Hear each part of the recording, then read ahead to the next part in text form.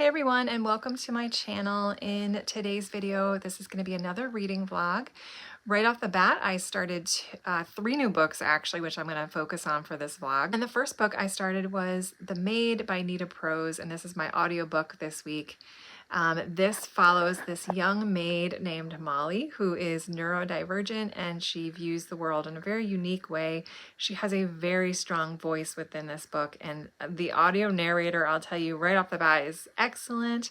I'm loving the audio. I love the emotion that she puts into this character, and I'm just really liking this book so far. So we're following Molly, who, like I mentioned, she's 25 years old and she's neurodivergent, so she has a lot of trouble interpreting people's emotions, and she's very awkward in social situations. She has difficulty kind of seeing beyond the meaning. She takes things in a very literal sense, and she happens upon a murder in one of the rooms that she's cleaning. She's friends with the man's wife, and she kind of is a confidant within her, and things start to turn around, and all of a sudden she's becoming the main suspect for this murder, and she keeps getting into these situations that she doesn't understand, and she can't see the obviousness that she's being played and she's being set up and she's being used. So I am flying through this audiobook. I think I'll probably finish it within the next couple of days, but it's so good. I really like the writing so far. I love the character development. This is definitely like one of those cozy mysteries where there's just this coming together of this small community in this hotel, and these heartwarming people that are trying to help her, and it's so good. I can see why I think this might have won the Goodreads Best Mystery Thriller of the Year for 2022, and I can definitely see why. So I am loving this book so far. And then I also started reading Primitives by Eric Krauss. I think that's his last name. But this one is really good too. Like I just am flying through this. So this is a dystopian sci-fi book following 2 different timelines. We're following this character named Seth and this character named Sarah. They're probably in their early 20s, so they're kind of around the same age. They don't know each other, so it's 2 totally distinct timelines and what's happening. So the setting is in this alternate reality where this virus infected people. It was a normal everyday virus. I can't remember the name of it. It was something like malaria. I know that's not it, but it was a type of virus that mutated and became airborne, and it started to infect the entire human race very quickly. And it basically regressed people's brains into becoming very de-evolved versions of themselves, like very primitive people.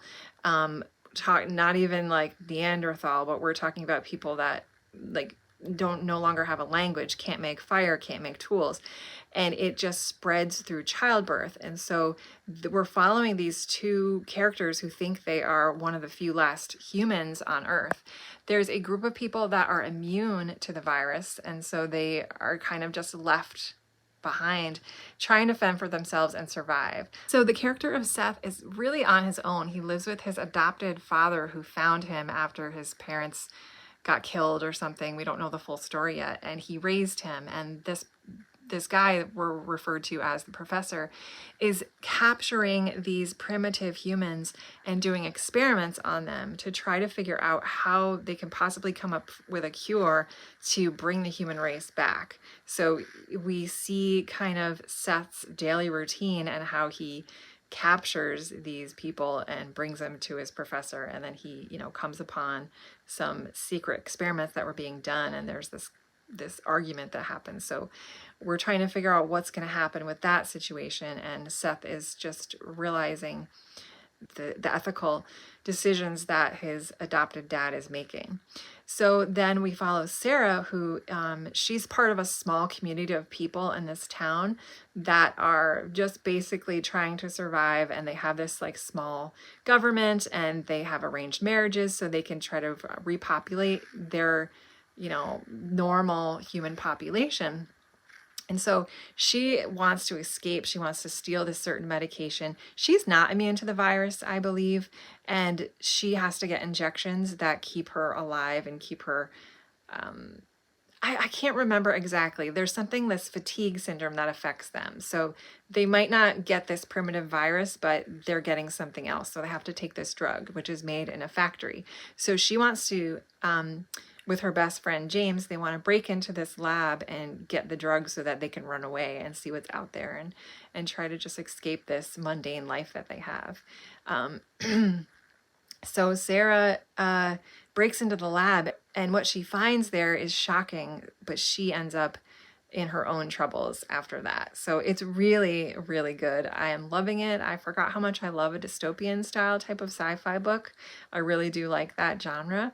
So yeah, flying through that. I love the writing. I love the way that he's building the story, and it's so interesting, and I just can't stop reading it. So really loving these two books. It's been a while since I really, really got into particular stories I've been reading. So those are my updates, and I just started his Dark Materials, so I haven't gotten too far into the story with that, but so far it's pretty interesting, but I'll talk about that more later. So that's it for now. I will check in with you guys soon.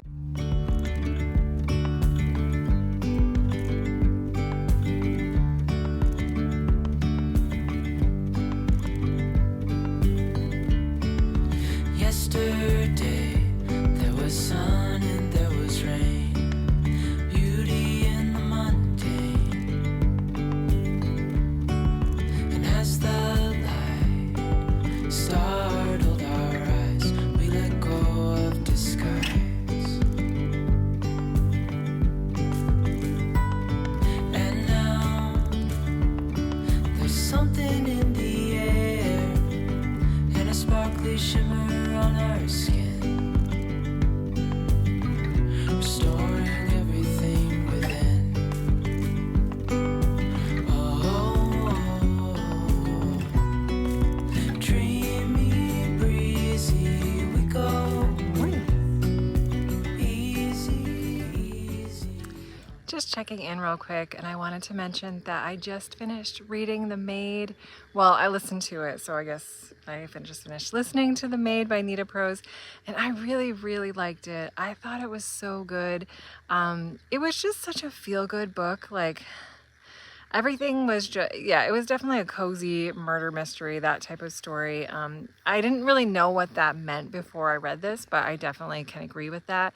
There were so many feel-good elements to this book, and it was just like, I really loved the character of Molly and the voice that she had, and her interesting neurodivergent personality.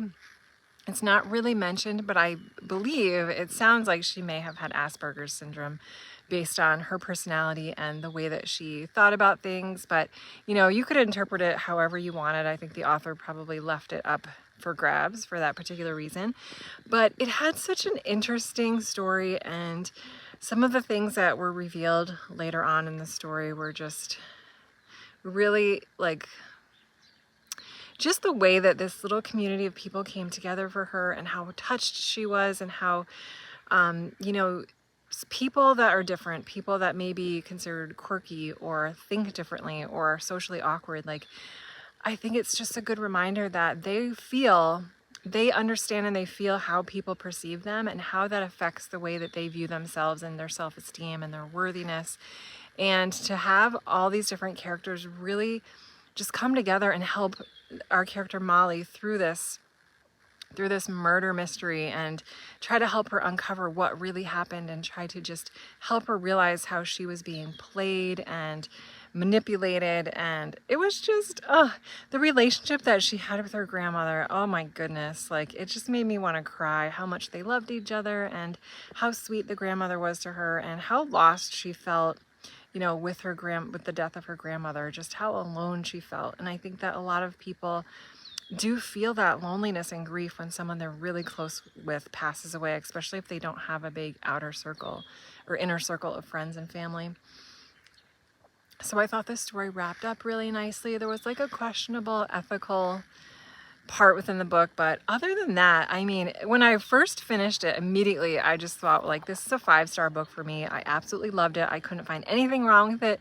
The pacing was great. The character was great. The plot was great. I like just went so quickly through this book. I really, really loved it. As I sat and thought about a few tiny little things, maybe I would put a 4.5 stars, but I think I am just going to keep it at my original 5 stars. I really liked it, you guys. I highly recommend the audiobook for this. Definitely check it out if you're interested, or if you like cozy murder mystery, like Clue type of mysteries, like whodunits.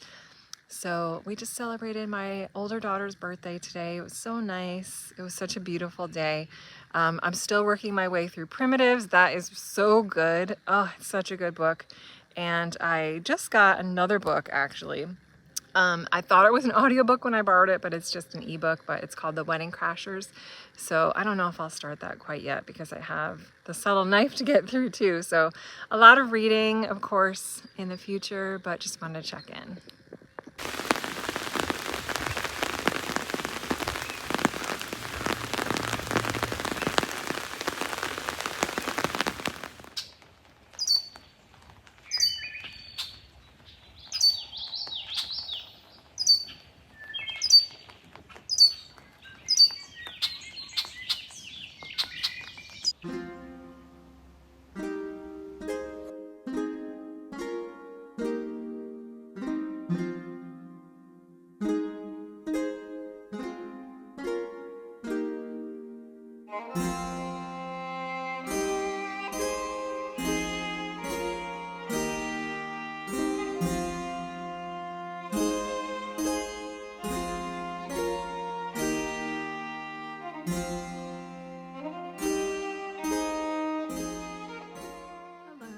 Checking in again. It is a rainy day. I am just finishing up work. I have like 2.5 hours left, and then we're gonna head out and go camping for another rainy, campy weekend.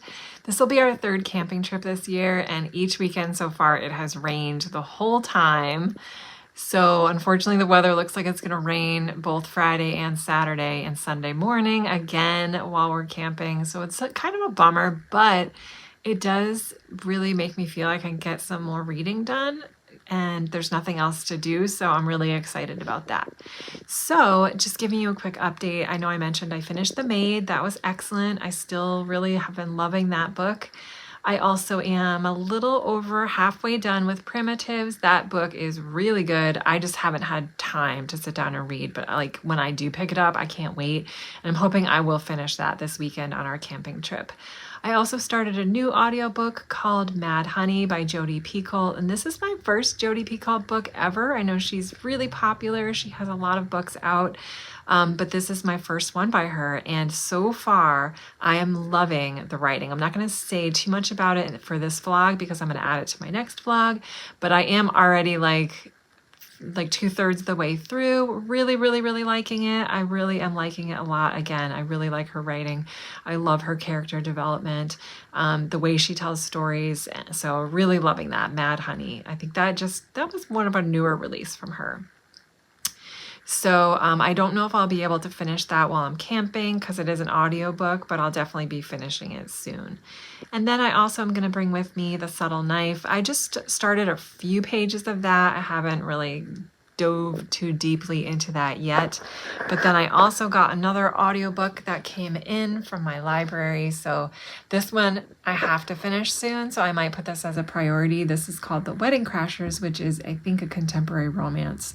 I haven't read a romance in a long time, so we'll see how I do. I think as I am reading so much more than I have, I am figuring out the types of books that I really enjoy, and I don't know if contemporary romance is high up there anymore, but we shall see. Hopefully this will be cute and light, so I will definitely work on that during our camping trip as well. So yep, lots of reading I am anticipating doing this weekend, and hopefully I'll have some good stuff to share with you guys.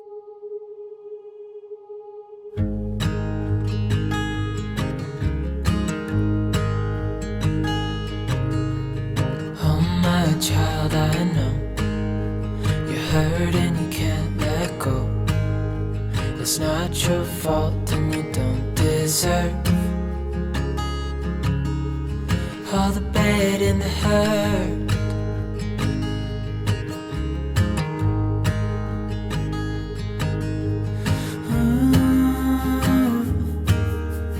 I know you tried so hard.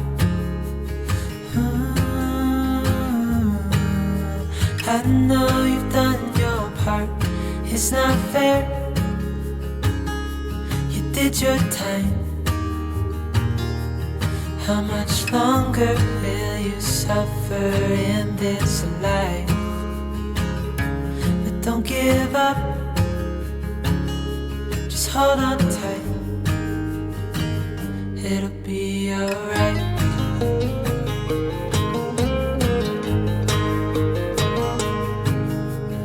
All your life you've tried to be a good man inside. Did everything that you thought you should. Didn't seem to do you any good.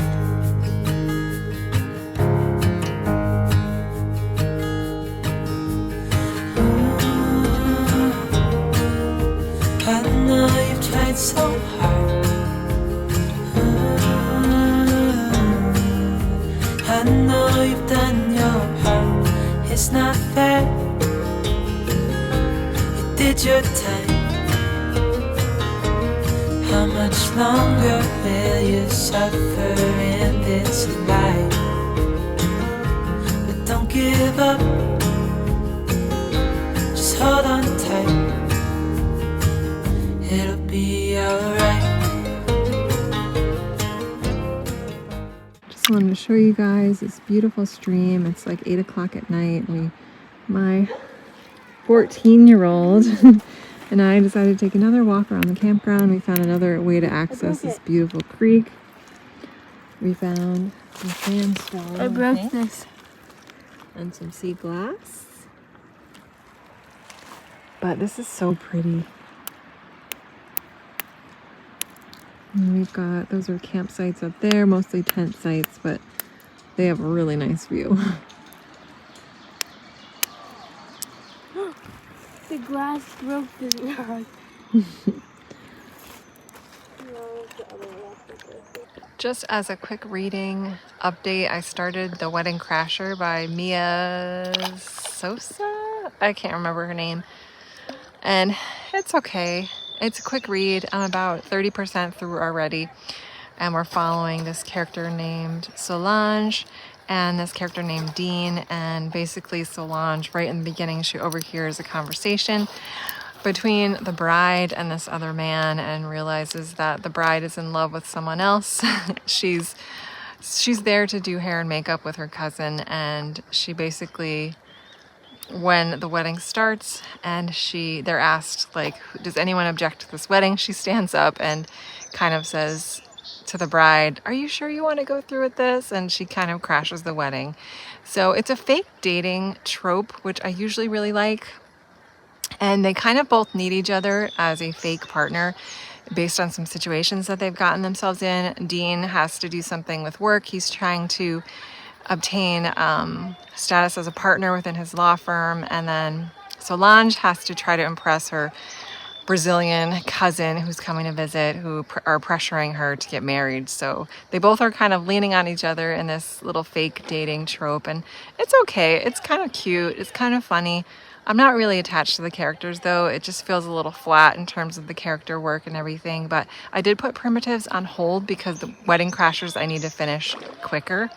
So yeah, I've just been getting through that, but took a break to come outside. It rained for most of the afternoon, but now as you can see, it is beautiful.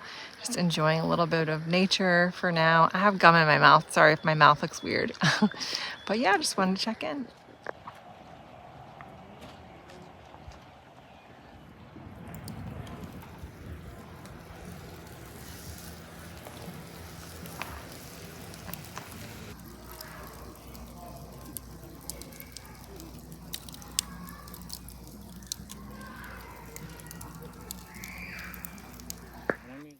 So we are back from our camping trip. It actually turned out being pretty fun. I got so much reading done, it felt like. One thing that I really love about camping is that I feel like there's no pressure to do anything. I don't have to do housework, and it's so nice. It really is such a nice break. So we're back home, and I'm gonna end the vlog here It's just gotten a bit long, and overall I only really finished one book, which is The Maid, and I absolutely loved it. And I have 4 books going right now, so hoping to finish those soon. But thank you guys so much for watching. I really hope you enjoyed the video. Thank you so much to those of you that have left me really nice, sweet comments. I really appreciate it. It makes me feel so happy that there are some people watching and enjoying my videos. So I hope you guys have a great day, and I will see you soon.